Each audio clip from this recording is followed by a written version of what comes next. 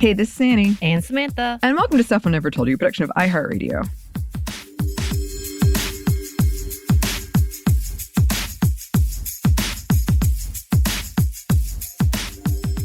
And welcome back to another episode of Feminists Around the World. And we are dedicating this episode to some of the legends of Hawaiian surfing, the Hawaiian wahine, as we referenced before, who have and continue to change the sport and do some amazing things within their community. Of course, as with most of our episodes, when it comes to who we are talking about and who is making an impact, it's a giant list. So the list we have is very small compared to the many who deserve to be recognized and given their flowers. And one day, maybe if we just keep going for the next 10,000 years, we can talk about all of them. All of them. Okay. Yeah, sure. But yes, this is just a small, very small list for a very short segment that we wanted to talk about. But also with kind of a content warning, I guess, not necessarily a content warning, just a heads up. As per usual, we try our best with pronunciations. I don't think there's anything big this time around, but we can get pronunciations wrong. And there's a lot of times where we figured out that we don't say some of these words out loud. Yes. And have to figure out how to pronounce them, even though they might be common.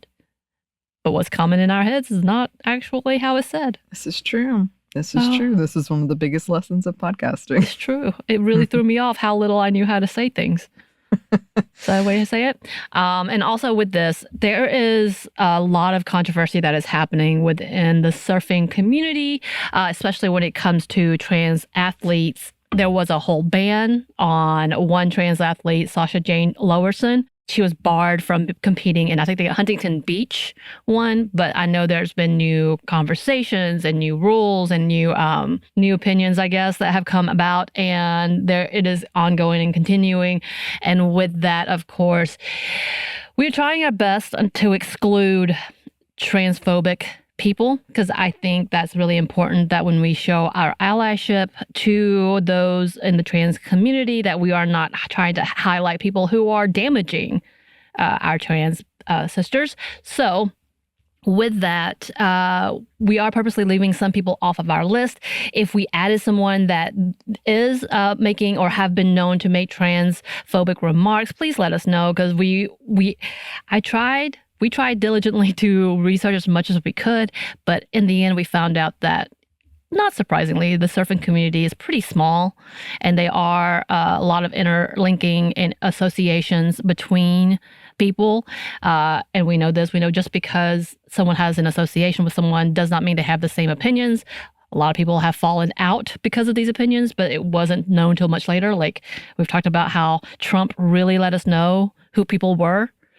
Yeah. And I was like, that's one of the good things. We saw them for who they were, but they were friends with us. We were friends with them for so long, and we never saw that side, quote unquote. Not to give excuses. But just saying, we are trying to be very conscientious of that. So please let us know. And we do apologize if we do include someone that is really hurtful, and we don't want that to be. But again, we do want to celebrate those who are making a difference and are activists in these communities. So with that, we are starting off the list with the legend herself, Carissa Moore. Carissa Moore is an Olympic champion surfer who won the gold medal in women's shortboard surfing in 2020 and has qualified for the 2024 Olympic Games. Yeah! She started surfing with her dad at the age of 5 in Honolulu. And yeah, this woman has won all of the awards. Well, at least it feels like it. As I was looking at the list, I'm like, that's a lot. So I'm just going to leave it there. But she is a 5-time world champion and is still making waves, obviously, in the surfing world. And with all that, she founded the More Aloha nonprofit, which, quote, supports young women through scholarships, mentorships, and annual events centered on surfing. We found that on Britannica.com. Thank you very much. And she recently opened up about her own mental health struggles and the need to care for herself and her well-being. She told Pop Sugar, quote, earlier this year, I made a huge decision to step away from competing on the championship tour full time. It is something that I had thought about for a few years. I was exhausted. Competing at the top level is very intense. I needed some time to shift focus and follow the joy, follow my heart. It's been a fun last couple of months. I'm busy in a different way and a little bit less stress, which is awesome. It's gotten me to be creative and think about other things aside from surfing. Right. But of course, again, she's coming back for the Olympics, and she did say this would be her last big competition for a while anyway. Mm-hmm. I think that's a really big competition to end on. Yeah, so. I know. I know. Then we have Coco Ho. Ho has been surfing since the age of 7 and even earned her first sponsorship at the age of 8. She has won countless competitions, and she was the youngest woman to qualify for the World Surfing League at the age of 17. And a bit more from Forbes.com, quote, Ho was the youngest woman to ever qualify for the World Surf League Women's World Tour at age 17. And prior to the WSL, she tore up the youth circuit, winning her first major event in pro surfing in 2005 when she became the Open Women's Regional Champion for Hawaii. In 2007 alone, Ho won the VQS Championship and the Triple Crown Rookie of the Year award, and nabbed the U.S. Open Junior Pro Champion in 2008. Nearly every year after that until 2016, Ho won multiple surf championships across the globe, from the Pacific to the Iberian coast. Right. And with all her success, she has recently launched her own surfboard brand, XO Coco. Oh, and also she was a part of the only surfing movie I ever watched, Blue Crush. Mm-hmm. Mm-hmm. Is that true? I probably watched other surfing movies, but none of them left an impact like Blue Crush. Like it wasn't centered around, it wasn't centered around women competing. So of course it was centered around a white woman competing, but it is what it is.